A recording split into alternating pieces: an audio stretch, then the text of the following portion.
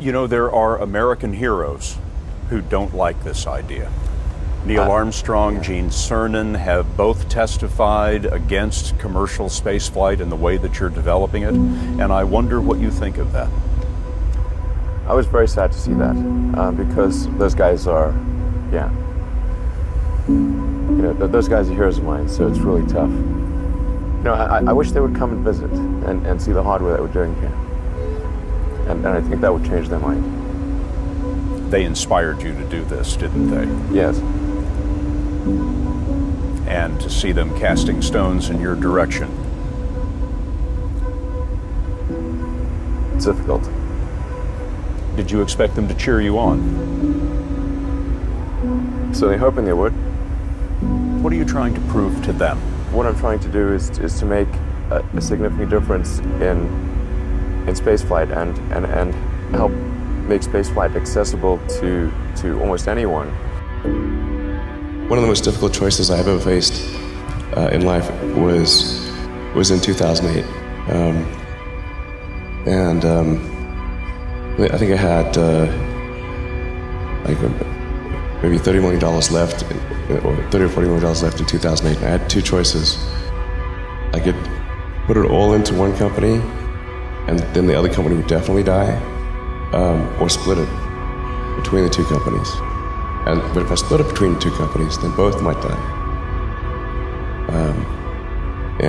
When you put your blood, sweat, and tears into creating something, or building something, it's like a child. And so it's like, which one am I going to let one starve to death? I couldn't bring myself to do it, so I split the money between the two. Fortunately, thank goodness, they both came through. What was your biggest failure, and how did it change you? Well, there's a ton of failures along the way, that's for sure. As I said, for SpaceX, the first 3 launches failed.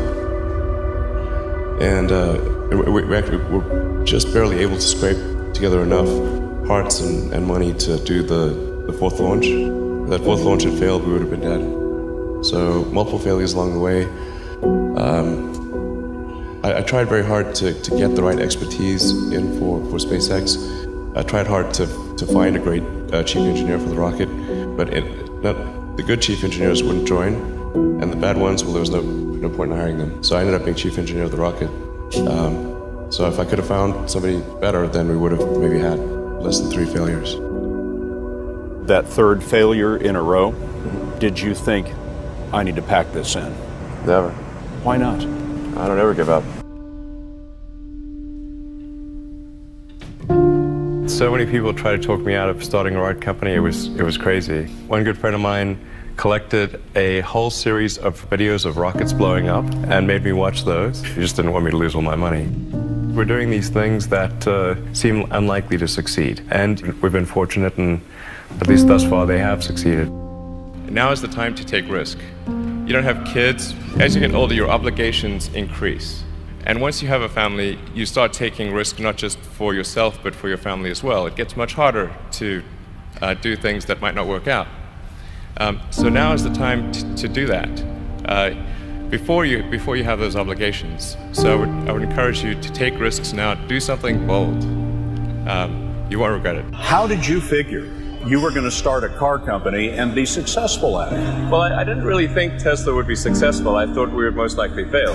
But I thought that we at least could address the false perception that people had that an electric car had to be ugly and slow and boring like a golf cart. But you say you didn't expect the company to be successful, then why try? If something's important enough, you should try, even if the probable outcome is failure.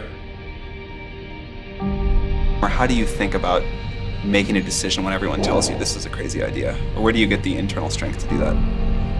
Well, first of all, I'd say I actually think I feel fear quite strongly. So it's not as though I just have the absence of fear. I feel it quite strongly. But there are just times when something is important enough, you believe in it enough, that you do it in spite of the fear. I think about what technology solution is necessary in order to achieve the particular goal, and then try to make as much progress in that direction as possible. I think being a multi-planet species and being out there among the stars is important for the long-term survival of humanity, And that's one reason. But then the part that I find personally most motivating is that it creates a sense of adventure, and it makes people excited about the future. If you consider two futures, one where we are forever confined to Earth until eventually something terrible happens, or another future where we are out there on many planets, maybe even going beyond the solar system, I think that second version is incredibly exciting and inspiring, and there need to be reasons to get up in the morning. You know, life can't just be about solving problems. Otherwise, what's the point? There's got to be things that people find inspiring and make life worth living. When my brother and I were starting our first company, instead of getting an apartment, we just rented a small office and we slept on the couch. And we showered at the YMCA, and we're so hot up we had one computer, so the website was up during the day, and I was coding at night, 7 days a week, all the time. And I sort of briefly had a girlfriend in that period, and in order to be with me, she had to sleep in the office. So work hard, like I mean, every waking hour. That's the thing I would say, particularly if you're starting a company. Whatever area that you get into, given that, you know, even if you're the best, there's always a chance of failure. So I think it's important that you really like whatever you're doing. If you don't like it, life is too short. If you like what you're doing, you think about it even when you're not working. I mean, it's something that your mind is drawn to. And if you don't like it, you just really can't make it work, I think.